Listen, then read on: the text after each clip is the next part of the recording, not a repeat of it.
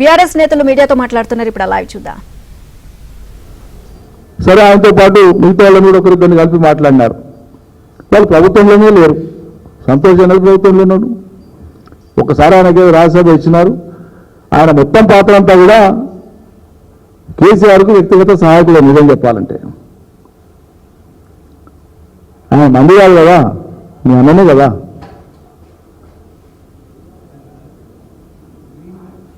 ఇప్పుడు ప్రజలకు కావాల్సింది, ప్రజలు ఇవాళ ఇబ్బంది పడుతున్నారు, రైతులు ఇబ్బంది పడుతున్నారు. ఈ ప్రభుత్వం ఇచ్చిన హామీలు అమలు కాక మహిళలు ఇబ్బంది పడుతుండ్రు, పెన్షన్ రావట్లేదు, కళ్యాణ లక్ష్మి ఆలస్యం అవుతా ఉంది, సంక్షేమ పథకాలు ప్రభుత్వం చెప్పిన విధంగా అమలు అవుతలేవు. ప్రజలకు సాంత్వనగా నిలవాల్సినటువంటి సందర్భంలో ఈ పంచాయతీలతో ఏమొచ్చింది నాకు అర్థం కాదు. సరైన సందర్భం లేదా? ఎక్కడో మరి అర్థం చేసుకోవడంలో ఎక్కడన్నా పొరపాటు జరిగింది, ఏం జరిగిందో నాకు తెలియదు. నేను లోతుల్లోకి బోధల్చుకోలేదు ఇప్పట్లో. కానీ నాకు బాధ కలిగింది కాబట్టి చెప్తాను, ఇది పద్ధతి కాదు. ఎవరు హర్షించరు దీన్ని. తెలంగాణలో ఇవాళ తెలంగాణను ప్రేమించేటువంటి వాళ్ళు ఇతర పార్టీలలో ఉండొచ్చు కాక, బీఆర్ఎస్ఏ కాదు. ఖచ్చితంగా హరీష్తో పాటు ఉన్నారు, హరీష్ వెంబడి ఉన్నారు, హరీష్కు నైతికంగా మద్దతు ఇస్తున్నారు. ఆయన మనోనిబ్బరాన్ని దెబ్బతీసి ఆయనను బలహీనపరిచి ఇంకెవరినో సంతోష పెట్టాలంటే అది సాధ్యమయ్యేటువంటిది కాదని అయితే మేము భావిస్తున్నాం.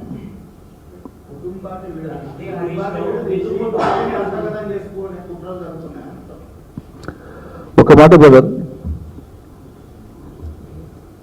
సరే ఎవరికైనా కుటుంబం ఉంటుంది, ఏ నాయకుడికైనా ఏ పార్టీ అధినేతకైనా కుటుంబం ఉంటుంది, వాళ్ళ కుటుంబ విషయాలు ఉంటాయి, అది కుటుంబం వరకు ఓకే. కానీ ఒకటి మనం గమనించాల్సింది, కుటుంబానికి సంబంధించి కుటుంబ సభ్యులు కుటుంబ అధినేతను చూసినప్పుడు కుటుంబ అధినేతగానే ఎక్కువ చూస్తారు. రాజకీయంగా చూసినప్పుడు కుటుంబానికి అవతల ఉండేటువంటి రాజకీయ నాయకులకు ఉండేంత లోతైన పరిశీలన కుటుంబ సభ్యులు కొన్నిసార్లు ఉండకపోయే అవకాశం కూడా ఉంటుంది. ఉదాహరణకు నేను గర్వంగా చెప్తాను, నేను కేసీఆర్ను 99% అర్థం చేసుకుంటా, అంచనా వేసుకుంటా. ఏ క్షణాన కేసీఆర్ ఆలోచన ధోరణి ఎట్లుంటుంది అనేది. ఈ 99% దగ్గరగా కుటుంబ సభ్యులు ఉన్నారని నేనైతే అనుకోను. నేనేది కాబట్టి కేసీఆర్కు ఉండేటువంటి ప్రజ్ఞాపాఠవాలు, ఆయనకుండే చతురత, ఆయనకుండేటువంటి వ్యూహము, ఆయనకుండేటువంటి ముందు చూపు, ఆయనకుండేటువంటి సమయస్ఫూర్తిని ఎవరో ట్యాంపర్ చేసి, ఏంటో చేసి, గిలిగిలి చేసి, వెనక నుంచి ఏంటో చేసేంత అంత బేలుగానే ఉన్నాడు KCR. KCR is a legend, KCR is a crusader. కేసీఆర్ను తప్పుదో పట్టించేంత ఆలోచన ఎవరైనా చేస్తే కూడా దానికి ఆస్కారం ఇచ్చి ఆ వచ్చులో పడేంత బలహీనుడు ఆ కేసీఆర్. అయితే తెలంగాణ సాధించేవాడా? దేశంలోని ఎన్ని పార్టీలను ఒప్పించేవాడా? అట్లా అంటున్నారంటేనే కేసీఆర్ను 100% అర్థం చేసుకోలేదని నేను అనుకుంటా. అది నా భావన.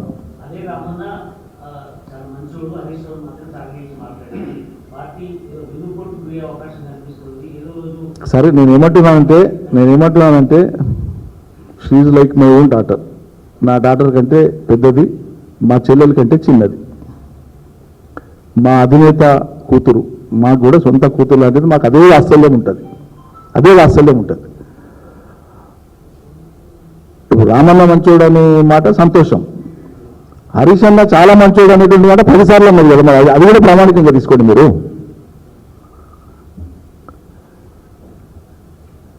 సరే, మనసు కష్టం కలిగినప్పుడు, ఏదైనా అవతలి వాళ్ళని మనం సరిగ్గా అర్థం చేసుకున్నప్పుడు, లేకుంటే మనల్ని వాళ్ళు అర్థం చేసుకున్నప్పుడు, కొన్ని పొరపచ్చాలు ఉన్నప్పుడు కొంత భావావేశంతోన ఎమోషనల్గా ఏదైనా మాట్లాడి ఉండొచ్చు. సరే, వాళ్ళు ఏమన్నా మళ్ళీ పునరాలోచించుకుంటారేమో చూద్దాం.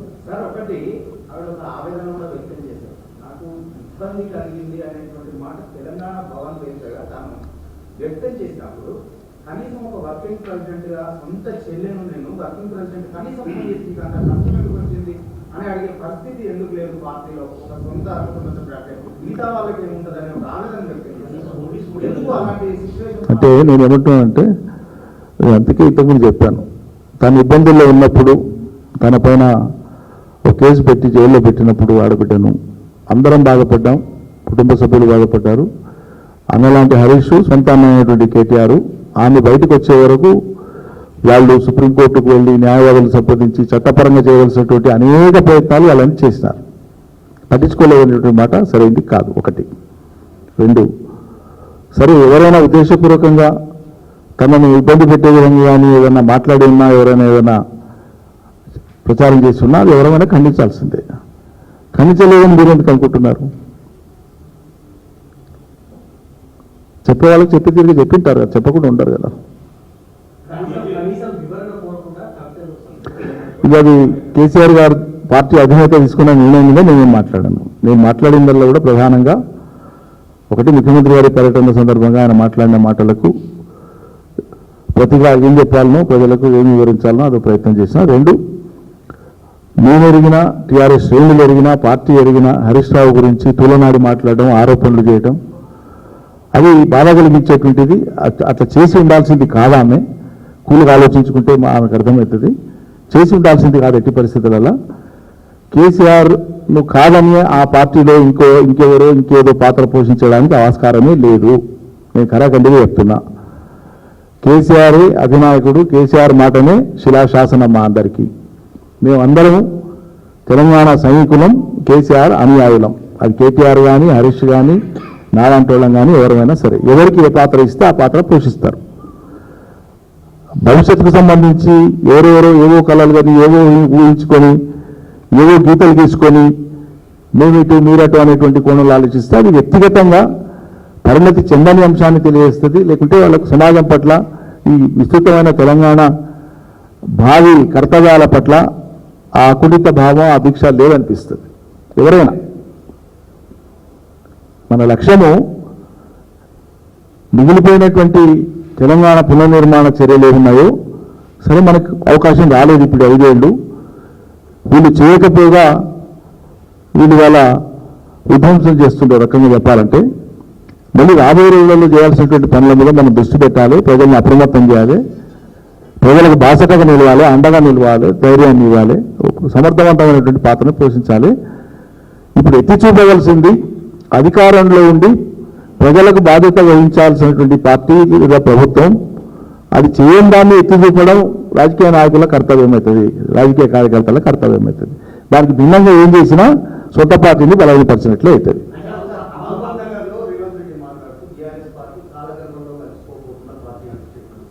అట్లా చాలామంది మాట్లాడారు 25 ఏళ్ల కాలంలో. అట్లా మాట్లాడిన వాళ్ళంతా కూడా 4 పార్టీలు మార్చుకొని వేదికలు మార్చుకుంటూ వచ్చినారు తప్ప వాళ్ళ శాపనార్థాలు ఏమంటారు కదా, పిల్లి శాపనార్థాలు పెడితే ఉట్టి మీద ఉన్న వెన్న కింద పడిపోదు కదా.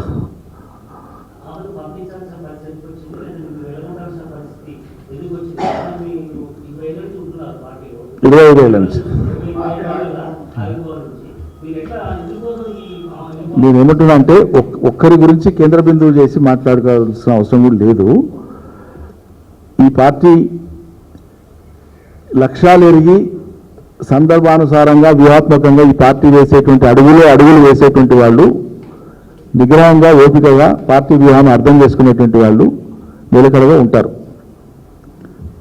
పార్టీ వ్యూహం, పార్టీ లక్ష్యము, ప్రజల లక్ష్యానికి తోడుగా అదనంగా వ్యక్తిగత లక్ష్యం, వ్యక్తిగత అజెండా ఉండేటువంటి వాళ్లకు అడుగులు తడబడతాయి తప్పకుండా. అక్కడే సమస్యలు వస్తాయి. Thank you.